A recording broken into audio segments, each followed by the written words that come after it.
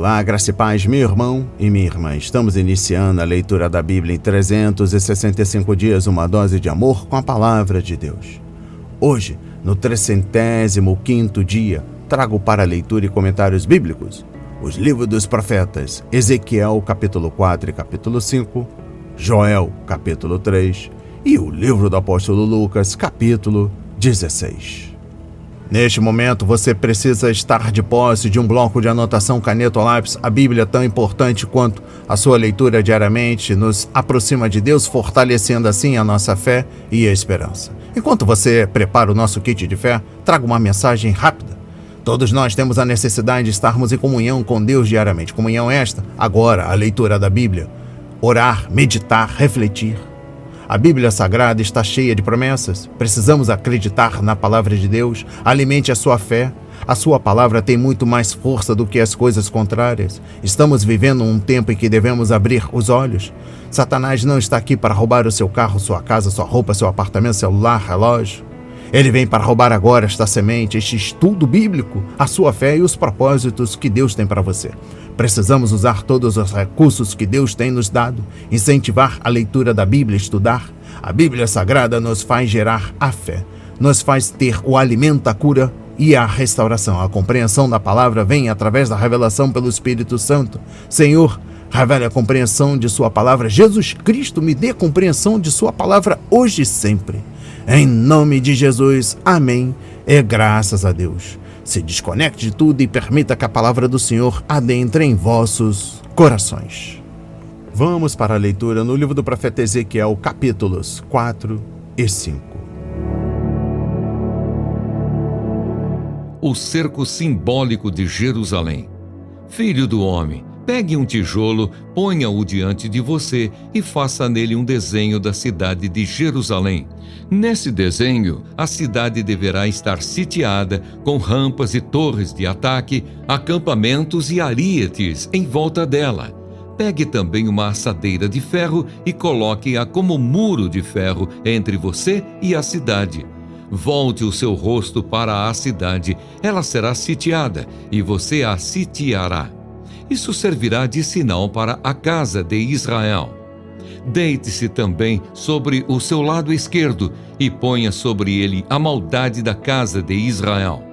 Conforme o número dos dias que se deitar sobre o seu lado esquerdo, você levará sobre si a maldade da casa de Israel.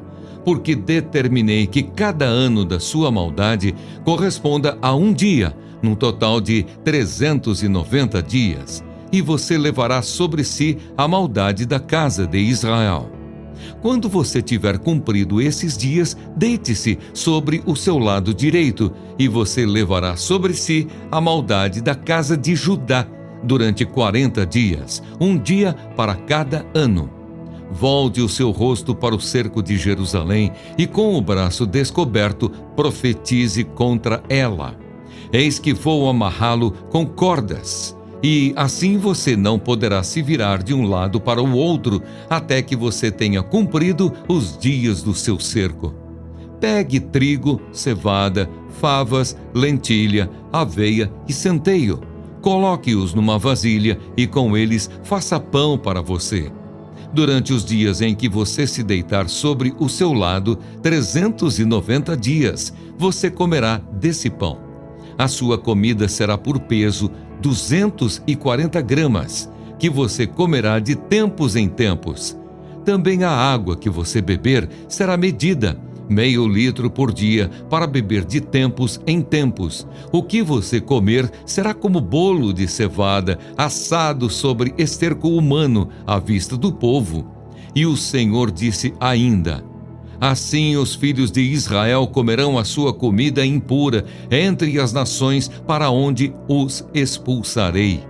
Então eu disse: ah, Senhor Deus, eis que eu nunca me contaminei, pois desde a minha mocidade até agora nunca comi carne de animal que morreu por si ou que foi dilacerado por feras. Em minha boca jamais entrou qualquer carne abominável.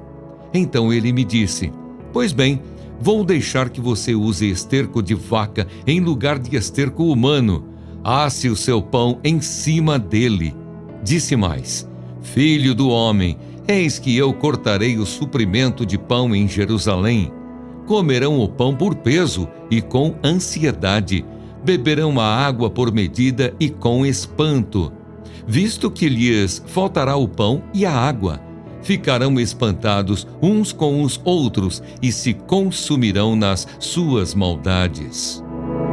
Filho do homem, pegue uma espada afiada e use-a como navalha de barbeiro, passando-a pela sua cabeça e pela sua barba. Depois, pegue uma balança e reparta os cabelos que você cortou. Queime uma terça parte no meio da cidade, quando se cumprirem os dias do cerco. Pegue outra terça parte e corte-a com a espada, enquanto você rodeia a cidade. Espalhe a outra terça parte ao vento e irei atrás deles com a espada. Mas pegue uns poucos cabelos e prenda-os nas bordas das suas roupas. Pegue ainda alguns cabelos, jogue-os no fogo e deixe que se queimem. Dali sairá um fogo contra toda a casa de Israel. As causas do cerco de Jerusalém. Assim diz o Senhor Deus: esta é Jerusalém. Eu a coloquei no meio das nações, com os outros países ao seu redor. Ela, porém, se rebelou contra os meus juízos e os meus estatutos, sendo mais perversa do que as nações e os países ao seu redor. Porque os moradores de Jerusalém rejeitaram os meus juízos e não andaram nos meus estatutos. Portanto, assim diz o Senhor Deus: vocês são mais rebeldes do que as nações que estão ao seu redor. Não andaram nos meus estatutos, não executaram os meus juízos, nem procederam segundo o direito das nações ao redor de vocês. Por isso, assim diz o Senhor Deus: eis que eu mesmo, estou contra você, Jerusalém, e vou executar os meus juízos dentro de você à vista das nações. Farei com você o que nunca fiz e o que jamais farei de novo por causa de todas as suas abominações. Por isso, os pais vão devorar os próprios filhos dentro de você, ó Jerusalém, e os filhos vão devorar os pais. Executarei em você os meus juízos, e tudo o que restar de você espalharei aos quatro ventos. Portanto, porque você profanou o meu santuário com todas as suas coisas detestáveis e com todas as suas abominações, tão certo como eu vivo, diz o Senhor Deus, eu me retirarei. Os meus olhos não terão piedade e eu não o pouparei. Uma terça parte dos seus moradores morrerá de peste e será consumida pela fome dentro de suas muralhas. Outra terça parte cairá a espada nos seus arredores, e a outra terça parte espalharei aos quatro ventos e irei atrás dela, com a espada na mão.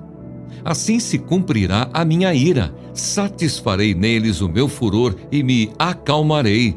Saberão que eu, o Senhor, falei motivado pelo meu zelo, quando cumprir neles o meu furor.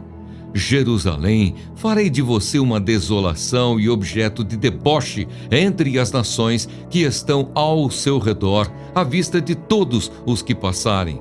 Assim, você será objeto de deboche e de zombaria, um exemplo de castigo e um motivo de espanto às nações que estão ao seu redor, quando eu executar em você juízos com ira e indignação em furiosos castigos. Eu, o Senhor, falei. Quando eu atirar contra eles as flechas mortais da fome, flechas destruidoras que eu enviarei para destruir vocês, então aumentarei a fome entre vocês e lhes cortarei o suprimento de pão. Enviarei sobre vocês a fome e animais selvagens que os deixarão sem filhos. A peste e o derramamento de sangue passarão por você, e trarei a espada contra você. Eu, o Senhor, falei. Amém. Compreendendo o livro do profeta Ezequiel, capítulo 4, trago a exposição bíblica dos versículos 1 a 3. Esta superfície escrita um tijolo. Provavelmente era comum na Babilônia. Nele, Ezequiel fez um desenho da cidade de Jerusalém, a qual o povo facilmente reconheceria, e depois o colocou no chão. Então começou a brincar de soldado, enquanto representava o cerco de Jerusalém. Compreendendo o versículo 3, a imagem como os espectadores ficaram chocados quando o semblante de Ezequiel ficou firme e decidido, e ele pôs uma panela rasa de ferro entre o rosto e a cidade sitiada. A panela de ferro era o tipo de utensílio que os sacerdotes usavam no templo para preparar algumas das ofertas, conforme Levítico 2, versículo 5, capítulo 6, versículo 21 e capítulo 7, versículo 9. Ela simbolizava o muro que estava entre o Senhor e a nação judaica pecaminosa, de modo que Deus não mais podia observá-las com aprovação e bênção. O sacerdote Ezequiel não podia declarar sobre a nação a bênção sacerdotal de Números 6, versículos 24 a 26, pois o rosto de Deus não estava brilhando sobre ela com a bênção. Exposição bíblica dos versículos 4 a 10. Em momentos específicos do dia, conforme versículo 10, Ezequiel era ordenado a se deitar no chão, de frente para o modelo que havia feito do cerco de Jerusalém. Ele deveria ficar amarrado, conforme versículo 8, com o braço desnudo, e tinha de comer a comida escassa descrita nos versículos 9 a 17. Tinha ainda de se deitar sobre seu lado esquerdo por 390 dias e depois sobre o seu lado direito por outros 40 dias. Esse ato simbólico revelava aos exilados judeus porque o Senhor estava permitindo que a cidade santa fosse assolada e destruída. A nação havia pecado e não podia fugir das terríveis consequências de suas transgressões. Compreendendo o versículo 4, Ezequiel não carregou os pecados de Israel no sentido de expiá-los, pois somente o Filho de Deus pode fazer isso, conforme 1 de Pedro capítulo 2, versículo 24. Mas carregar a iniquidade da nação diante do Senhor era um dos ministérios do sacerdócio, e Ezequiel era um sacerdote. Referência Êxodo 28, versículos 36 a 38, e também Números 18, versículo 1. Estar amarrado com os braços desnudos sugeria que os prisioneiros seriam amarrados no futuro e que o braço de Deus estaria desnudo no juízo. Exposição bíblica dos versículos 9 a 17. Nos dois primeiros sermões práticos, Ezequiel mostrou ao povo judeu a realidade do cerco de Jerusalém e a razão de isso ocorrer. Nos dois seguintes, ele mostraria o horror da situação. Começando com a fome, o Senhor ordenou-lhes juntar 3 grãos de trigo, cevada e pães, e 2 leguminosas, feijão e lentilha, misturá-los à farinha e assar pão. Essa mistura daria o tipo mais barato de pão e, portanto, representava a escassez de alimentos durante o cerco de Jerusalém. A exposição bíblica dos versículos 12 e 15. Os judeus, às vezes, cozinhavam em fogueiras feitas com esterco de vaca, misturado com palha, e isso não era contra a lei de Moisés. No entanto, o uso de fezes humanas como combustível era um sinal de miséria total. É claro que nenhum sacerdote contaminaria a si mesmo ou a sua comida caso usasse fezes humanas para cozinhar seus alimentos, conforme Deuteronômio 14, versículo 3, capítulo 23, versículos 12 a 14. Por isso, o Senhor permitiu que Ezequiel utilizasse esterco de vaca. Continuando, compreendendo o livro do profeta Ezequiel, capítulo 5, o profeta Isaías comparou a invasão de um inimigo com a cabeça e a barba raspada de um homem. Referência a Isaías 7, versículo 20. Por isso, Ezequiel usou essa imagem para seu 4º sermão prático. A raspagem poderia ser parte de um ritual de purificação, conforme Números 6, versículo 5, capítulo 8, versículo 7. Mas os judeus tinham de tomar cuidado com o modo como cortava o cabelo e a barba. Referência a Levítico 19, versículo 27 e Deuteronômio 14, versículo 1. Os sacerdotes, então, precisavam ter um cuidado especial. Referência a Levítico 21, versículos 5 e 6. Compreendendo o versículo 1, quando o sacerdote Ezequiel raspou publicamente a cabeça e a barba, as pessoas devem ter ficado chocadas, mas era preciso que o profeta adotasse medidas extremas para chamar a atenção delas, a fim de que entendesse a mensagem. Raspar a cabeça e cortar a barba seria um sinal de humilhação e de grande tristeza e pranto, pois era assim que o Senhor se sentia com relação à iminente destruição de Jerusalém e do templo sagrado. Ao usar uma espada e não uma navalha, Ezequiel deixou a mensagem ainda mais dramática. Um exército cuja espada arrancaria o povo da terra estava se aproximando. Exposição bíblica dos versículos 5 a 6. Israel era um povo privilegiado, mas usufruir de privilégios acarretava responsabilidades e a obrigação de prestar contas. O dia do juízo final havia chegado e não havia para onde fugir. Israel foi chamado para ser uma luz aos gentios, a fim de levá-los ao Deus vivo e verdadeiro. Referência a Isaías 42, versículo 6 e capítulo 49, versículo 6.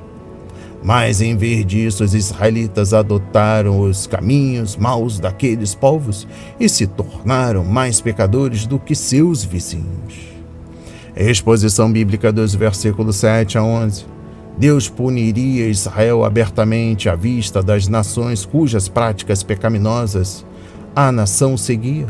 Isso não só castigaria Israel, mas também seria uma advertência para os gentios de que o Senhor de Israel era um Deus de justiça. Antes, ele era com o seu povo e a favor dele. Mas agora o Todo-Poderoso seria contra seu povo, o que nos faz lembrar a panela de ferro que Ezequiel segurava entre o rosto e a cidade de Jerusalém. Referência capítulo 4, versículo 3. E eu encerro a compreensão do livro do profeta Ezequiel, capítulo 5, trago a exposição bíblica dos versículos 12 a 17. O Senhor explicou novamente o terror do juízo que estava vindo contra as pessoas que restavam na cidade e na terra. Peste e fome levariam um terço delas, outro terço seria morto pelo exército babilônico e o restante seria espalhado. Por quê? Porque Deus estava liberando sua fúria sobre seu povo pecaminoso. A ira de Deus contra o pecado é santa e não há acesso de raiva intempestiva. Ele é um Deus santo. Jesus Cristo advertiu a igreja de Éfeso, dizendo que ela perderia sua luz se não se arrependesse e obedecesse às suas instruções. Referência a Apocalipse 2, versículo 6. Como é trágico quando uma assembleia local desobedece abertamente à palavra de Deus e começa a agir como pessoas não salvas do mundo. Uma vez que a igreja tenha perdido seu testemunho em favor do Senhor, restará alguma coisa? Ao longo da história do Antigo Testamento, a presença de um remanescente fiel em Israel foi importante para o cumprimento do plano de Deus. Toda a nação de Israel aceitou a aliança do Senhor no Monte Sinai. Referência Êxodo 20, versículos 18 a 21, mas a maioria do povo não obedeceu a Deus e morreu no deserto. Nos anos que se seguiam à entrada da nação na terra prometida, o povo foi aos poucos declinando espiritualmente. Entretanto, o remanescente orava, obedecia a palavra de Deus e permanecia fiel ao Senhor. Vamos para a leitura no livro do profeta Joel, capítulo 3. Os juízos de Deus sobre as nações inimigas. Eis que naqueles dias e naquele tempo, em que mudarei a sorte de Judá e de Jerusalém, congregarei todas as nações e as farei descer ao vale de Josafá. E ali entrarei em juízo contra elas por causa do meu povo e da minha herança, Israel, a quem elas espalharam entre os povos, repartindo a minha terra entre si. Lançaram sortes sobre o meu povo e deram meninos em troca de prostitutas e venderam meninas por vinho que beberam. O que vocês têm contra mim, Tiro, Sidom e todas as regiões da Filístia? Estão querendo se vingar de mim? Se é isso que vocês querem, sem demora farei com que essa vingança caia sobre a cabeça de vocês. Visto que vocês levaram a minha prata e o meu ouro, e puseram as minhas joias preciosas nos seus templos, e venderam os filhos de Judá e os filhos de Jerusalém aos filhos dos gregos, para afastá-los da sua terra, eis que eu os trarei desse lugar para onde vocês os venderam, e farei com que a vingança caia sobre a própria cabeça de vocês. Venderei os filhos e as filhas de vocês aos filhos de Judá, e estes os venderão aos sabeus, que são uma nação distante, porque o Senhor o disse. Proclamem isto entre as nações. Declarem guerra santa e convoquem os valentes, que todos os homens de guerra se apresentem e se preparem. Transformem as suas lâminas de arado em espadas e as suas foices em lanças. Que o fraco diga, eu sou forte. Todos vocês, povos vizinhos, apressem-se e venham depressa e reúnam-se ali. Faze descer os teus valentes, ó Senhor, que todas as nações se levantem e sigam para o vale de Josafá, porque ali me assentarei para julgar todas as nações vizinhas. Peguem a foice e comecem a colher, porque a plantação está madura. Venham, pisem as uvas, porque o lagar está cheio, os seus compartimentos transbordam, porque é grande a maldade dessas nações. Multidões, multidões no vale da decisão, porque o dia do Senhor está perto, no vale da decisão. O sol e a lua se escurecem e as estrelas deixam de brilhar. O Senhor rugirá de Sião e de Jerusalém fará ouvir a sua voz. Os céus e a terra tremerão, mas o Senhor será o refúgio do seu povo e a fortaleza dos filhos de Israel. A restauração de Israel. Assim vocês saberão que eu sou o Senhor, o Deus de vocês, que habito em Sião, o meu santo monte. Jerusalém será santa, estranhos não passarão mais por ela. E acontecerá que naquele dia os montes destilarão vinho e as colinas manarão leite, e todos os rios de Judá estarão cheios de água. Uma fonte sairá da casa do Senhor e regará o vale de Sitim. O Egito se tornará uma desolação, e Edom se fará um deserto abandonado por causa da violência que fizeram aos filhos de Judá, em cuja terra derramaram sangue inocente. Judá, porém, será habitada para sempre, e Jerusalém de geração em geração. Eu vingarei o sangue deles que ainda não foi vingado, e o Senhor habitará em Sião. Amém. Compreendendo o livro do profeta Joel, capítulo 3, trago a exposição bíblica dos versículos 1 a 8. A situação de Israel no mundo mudará drasticamente e Deus tratará com justiça as nações pelo modo como trata o seu povo, Israel. Joel listou alguns dos pecados que os gentios cometeram contra os judeus: dispensá-los entre as nações, vendê-los como escravos, tratá-los como mercadoria barata, pelas quais as pessoas lançavam sorte, saquear as riquezas da terra e tomar o que pertencia ao Senhor e usá-lo para seus deuses. É claro que muitas das experiências trágicas que aconteceram com o povo judeu foram disciplinas de Deus, porque Israel havia violado a aliança com o Senhor.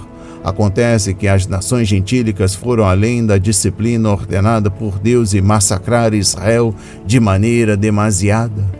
Em exposição bíblica dos versículos 9 a 15, Joel comparou a batalha com a colheita de grãos e de uvas, quando Deus derrotaria o inimigo com a mesma facilidade com que um agricultor maneja uma foice ou apanha e esmaga uvas para fazer vinho, conforme versículo 13.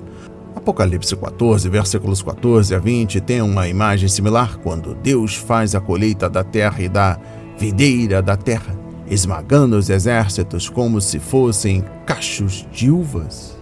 Compreendendo o versículo 10, Joel ordenou que as nações se armassem para a batalha a ponto de transformarem ferramentas agrícolas em armas. Porém, Os escritos de Isaías 2, versículo 4 e Miqueias 4, versículo 3 descrevem um cenário diferente.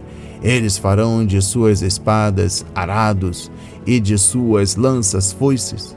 Uma nação não mais pegará em armas para atacar outra nação. Elas jamais tornarão a preparar-se para a guerra, conforme Isaías 2, versículo 4.b.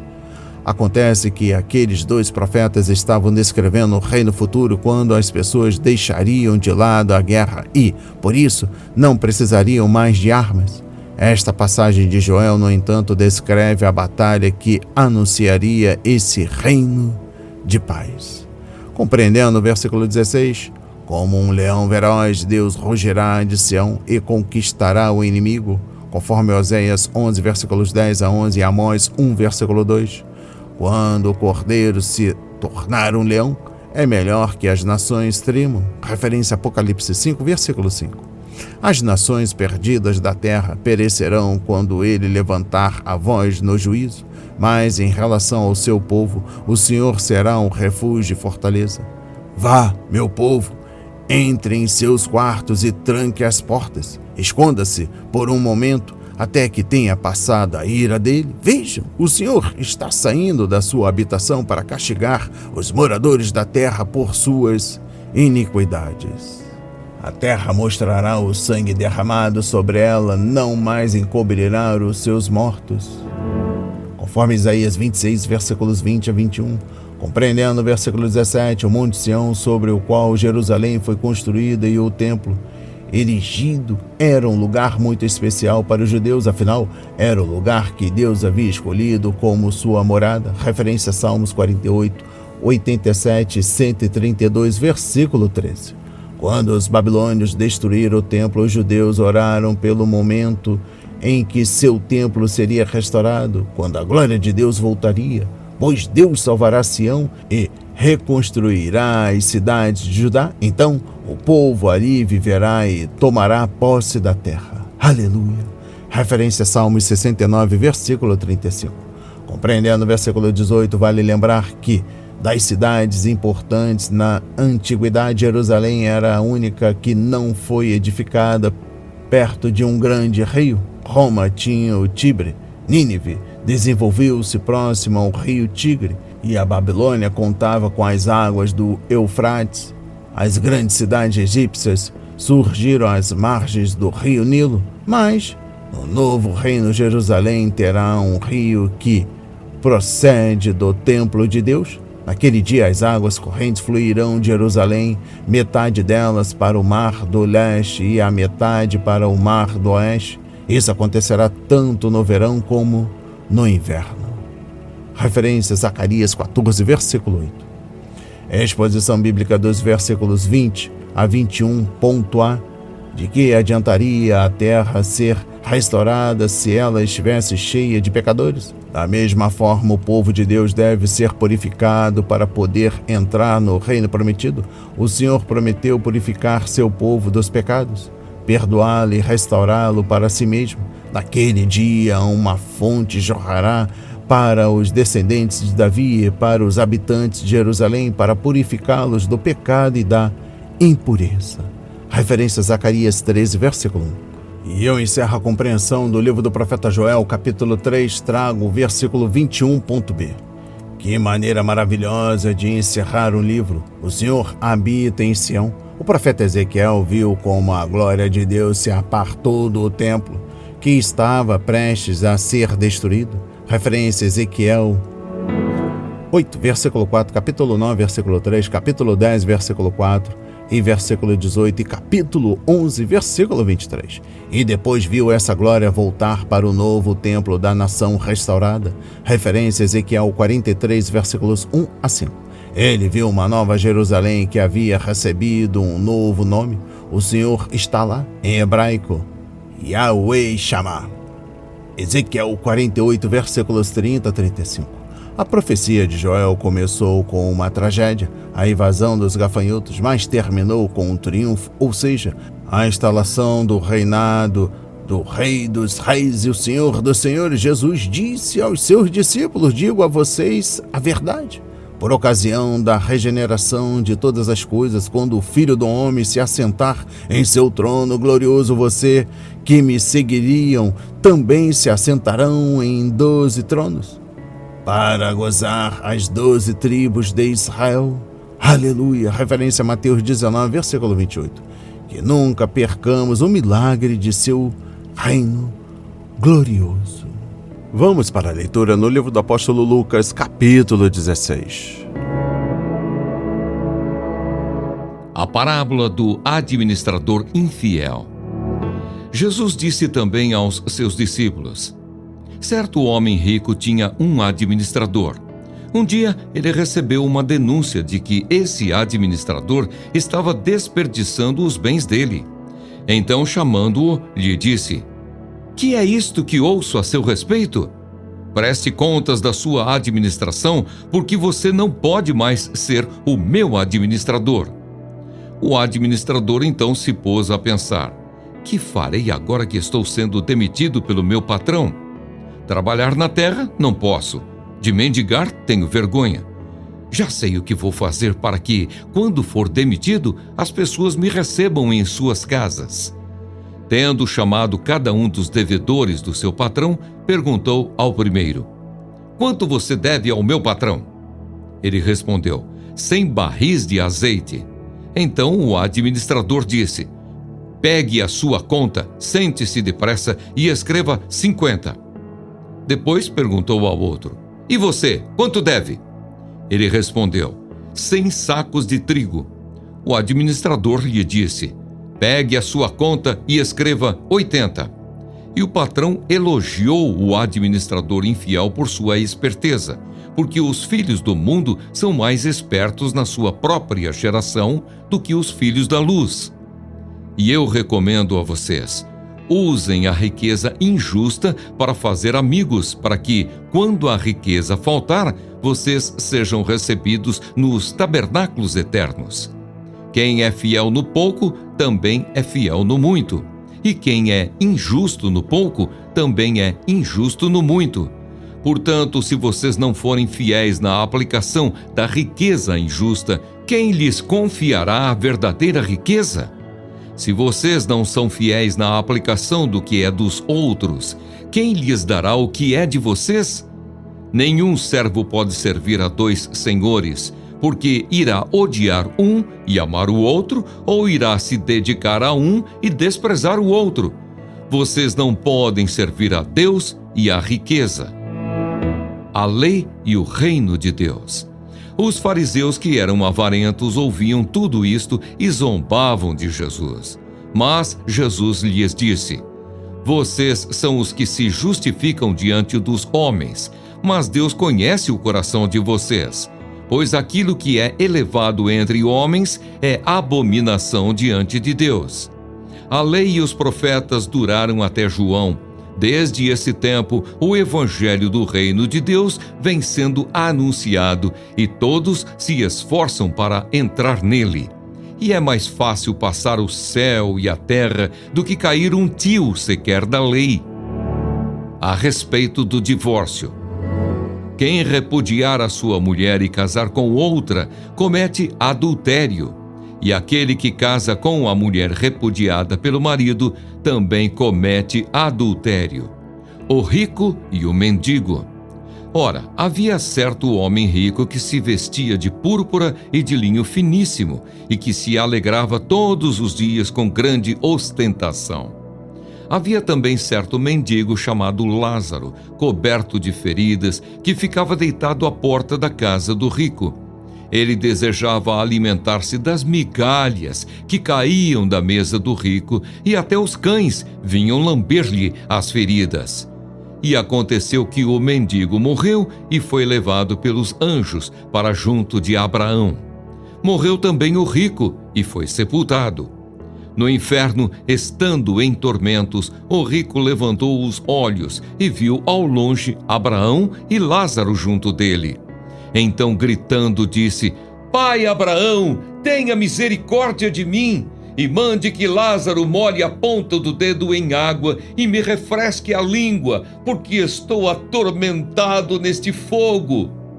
Mas Abraão disse: Filho, lembre-se de que você recebeu os seus bens durante a sua vida, enquanto Lázaro só teve males.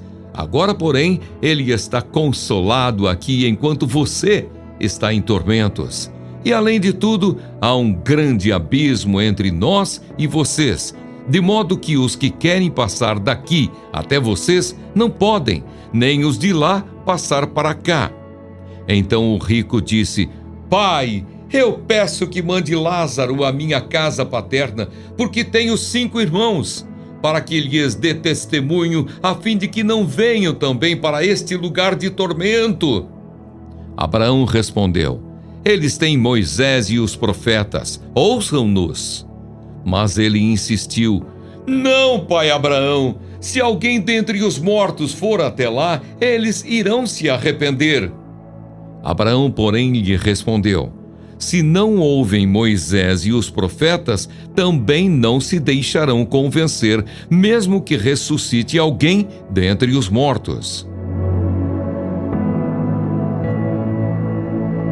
Amém. Compreendendo o livro do apóstolo Lucas, capítulo 16, exposição bíblica dos versículos 1 e 2. Este mordomo esqueceu sua humilde posição e começou a agir como se fosse o proprietário. Ele se tornou um mordomo pródigo, desperdiçando as riquezas de seu mestre. Seu senhor soube disso e imediatamente pediu um inventário de seus bens e um balanço dos livros contábeis, além de demitir o mordomo. E quanto a nós, até que ponto temos sido fiéis como mordomos daquilo que Deus nos dá? O fato é que somos administradores das nossas posses, seja muito, seja pouco, e um dia teremos de responder a Deus pelo modo como adquirimos e a usamos. Somos também mordomos de nosso tempo, de nossos dons e de nossas habilidades. Exposição bíblica dos versículos 3 a 8. O mordomo sabia que iria perder o emprego. Ele não tinha como mudar o passado, mas poderia preparar-se para o futuro. Como, irmão? Fazendo amigos entre os credores de seu senhor, para que pudesse cuidar dele como se fosse demitido.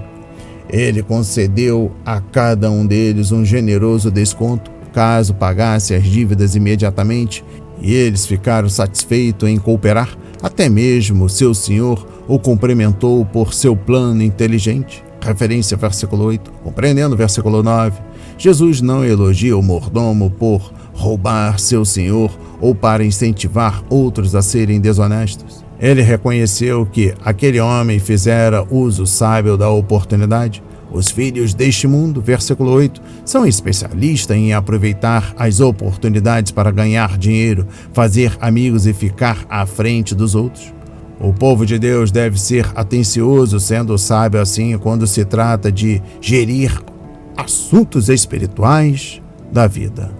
Compreendendo versículo 13, o Senhor nos admoesta a sermos totalmente dedicados a Deus e sinceros com Ele, conforme Mateus 6, versículos 19 a 24.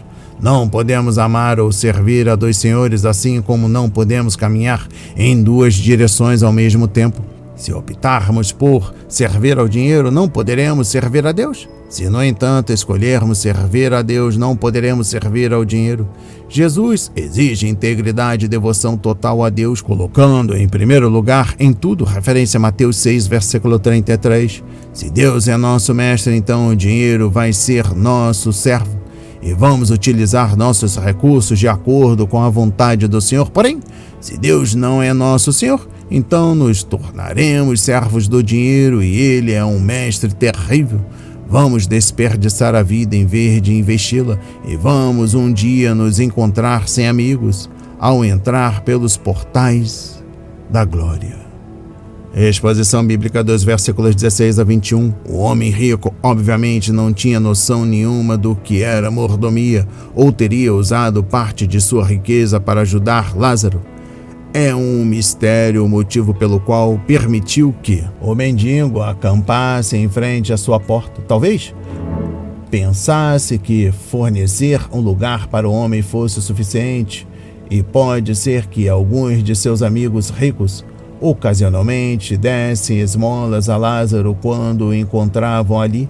Mas será que algum deles lembrava o que o Antigo Testamento dizia sobre o cuidado com os pobres, como fica claro em Provérbios 14, versículo 21, capítulo 19, versículo 17, capítulo 21, versículo 13, capítulo 28, versículo 27.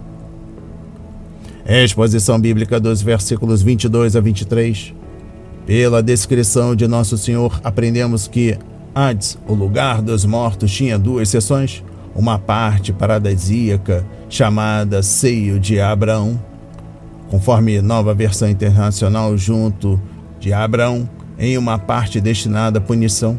Muitos teólogos acreditam que Nosso Senhor esvaziou a parte paradisíaca de Hades quando ressuscitou e voltou para o Pai. Referência a João 20, versículo 17, Efésios 4, versículos 8 a 10. Sabemos que hoje o paraíso está no céu, onde Jesus reina em glória. Referência a Lucas 23, versículo 43, 2 Coríntios capítulo 12, versículos 1 a 4. Não há indicação na Escritura de que as almas no céu possam se comunicar com pessoas no Hades ou na terra. Exposição bíblica dos versículos 25 a 26, Abraão deu duas razões pelas quais Lázaro não podia trazer o conforto solicitado: o caráter do homem rico e o fato de que ambos encontravam-se em um estado eterno. O homem rico havia vivido para as coisas boas do mundo e experimentara abundantes bênçãos temporais. Então, teve sua recompensa, conforme Mateus 6, versículos 2, 5 e 16.